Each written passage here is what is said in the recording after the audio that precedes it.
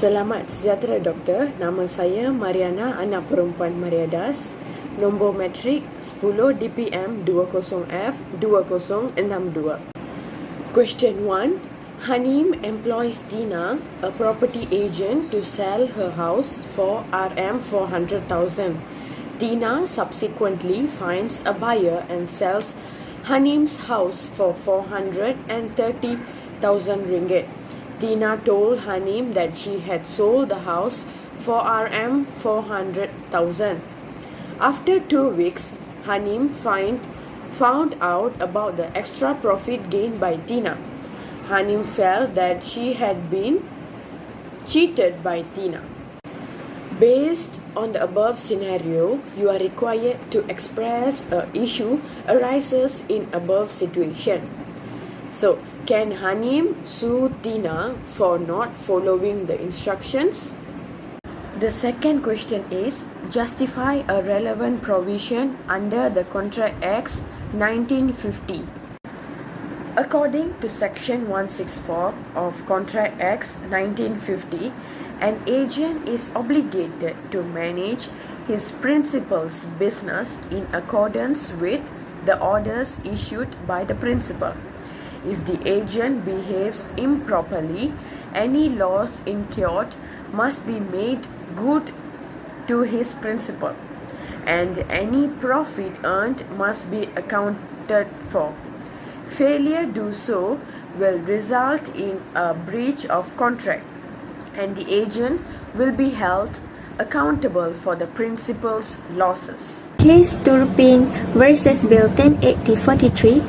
Facts: the principal has given the agent instructions to obtain insurance for the principal vessel. The agent, on the other hand, did not success in this individual.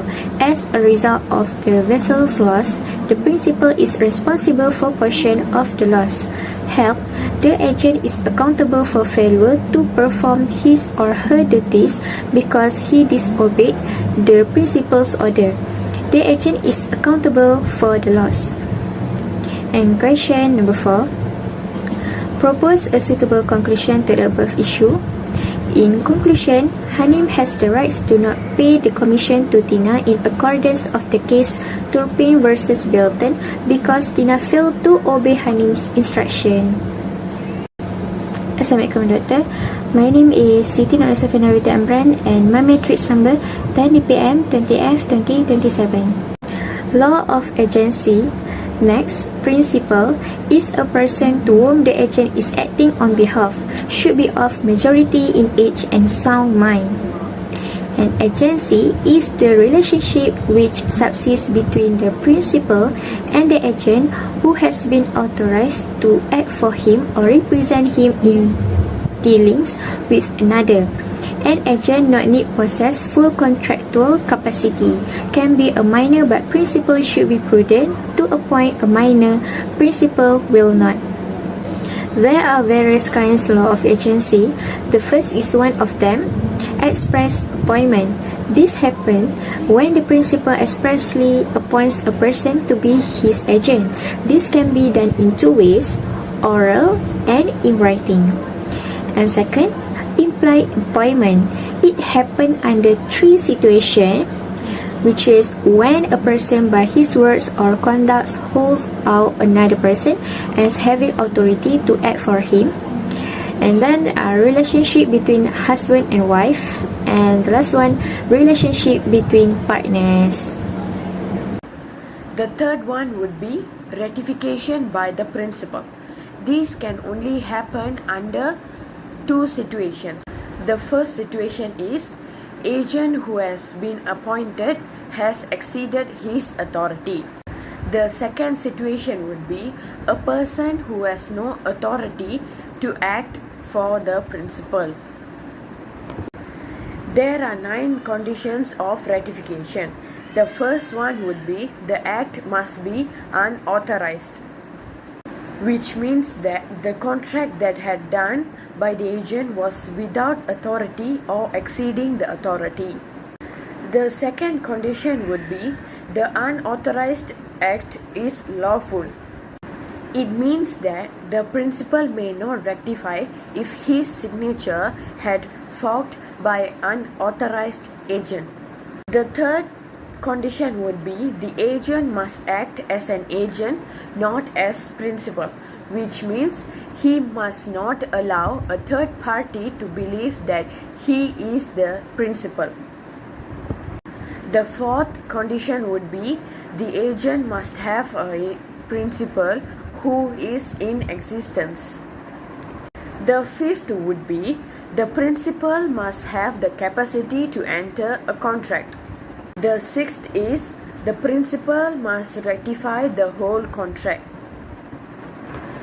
Next, the principal must have all the material facts regarding the contracts. The eighth one would be ratification must be made within reasonable time. And the last one is ratification must not hurt the third party. Next is the necessity. A person can become an agent although he was not appointed. So, there are three conditions that must be fulfilled. The first one is it is impossible to get the principal's instructions. Next, the agent action is necessary to prevent loss to the principal. Then the third one is the agent has acted in good faith. Then we will move on to the doctrine of estoppel. It happens when the principal allows a third party to believe that a person is the agent of his principal. The principal can make the third party to believe so through his conduct or words. When this happens, the principal is stopped from refusing to accept that a person is his agent. Assalamualaikum. My name is Siti Nashwada Benita Ridi. My metric number is 10DPM20F2007. Now I want to continue the question 2. Azhar, who is the owner of a biscuits manufacturing company, had always orders Swan type a quality from the dealer. The further flour was ordered the same flour as previously contract. Azhar was surprised when the biscuit baked by his employee was not up to the quality as previously baked biscuit. After a brief investigation, Azhar found out the flour supplied did not meet the quality as the usual brand. Advised Azhar under Sales of Good Akta 1957. First, describe an issues arise in the above situation. Whether Azhar, as an owner of biscuit company, can claim the reparation from the dealer. 2. Express a suitable provision of Good Akta 1957. According to Section 16, Subsection 1B, there is an implied condition that goods purchased by discretion from a seller who deals in goods of that description, whether he is the manufacturer or producer or not, will be of merchantable quality, provided, however, that if the buyer has examined the goods, there will be no implied condition as to defects that such examination should have revealed. Assalamualaikum, my name is Izzata Lisha binti Zamri. My metric number is 10DPM20F2039. The Roman explain a suitable case law. Case Nagudas Purushottam Das and Co. v. Mitsubishi Kasha Ltd 1911. The fact the flour had been marketed in bag with a well-known brand under a contract between the parties for the selling of flour. Additionally, flour was ordered in accordance with our previous deal. Although the flour was of the same high quality, it did not have the same well-known label. Help. The product did not match the description. For Roman, propose a suitable conclusion to the above issue. Azahar can claim if the goods are not the same as previous contract, and the buyer can make a report if the dealer not take any action in accordance of the case Nargodas Purushottamdas and Co. v. Mitsubishi Kaisha Ltd. Given my question regarding sales of goods, so I will explain a little about sales of goods. First of all, the meaning of sale of goods is a contract whereby the seller transfer or agrees to transfer the property in goods to the buyer for a price. After that, there are some terms implied in sales of goods among which are Section 14A, implied condition as to title. The seller has the ownership or title over the goods.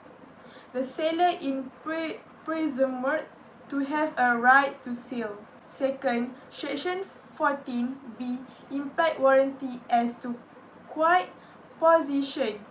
The buyer shall have enjoy quiet possession of the goods without any wrongful interference by a stranger or third party, or even by the seller himself claiming a right, entitle the buyer to damage. 3.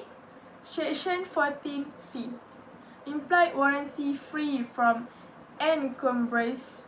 The goods are free from any charge which is in favor of any third party, or encumbrance which is in favor of any third party. Such fact is not declared or made known to the buyer. The seller is liable for breach of warranty and entitle the buyer to damage.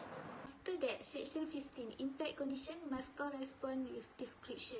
Arise where the consumer selects goods on basis of description of the goods, or consumer agree to buy goods to be made to the specification. Must correspond with description. The buyer is entitled to reject the goods and rescind the contract.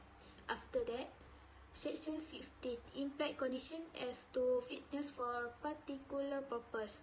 The goods must be of the description which is in the course of the seller's business to supply, not bought under patent or trade name. Section 16, implied condition as to merchantable quality. Exception does not apply if the buyer has exempt to goods by which through that examination the buyer might discover the defect. However, if the defect could not discovered by any reasonable examination, then the implied condition as to the merchantable quality apply. Section 17, implied condition in a sale by sample. Section 17(1), sample is used to describe the goods to buyer. The court has to determine whether there is a sale by sample or not. Section 17(2), implied condition for contract of sale when A. The book shall correspond with sample in quality. B. The buyer shall have reasonable opportunity of comparing the book with the sample. C. The goods are free from any defect, rendering them unmerchantable, which were not apparent of reasonable examination of the sample. That's all from our group. Thank you.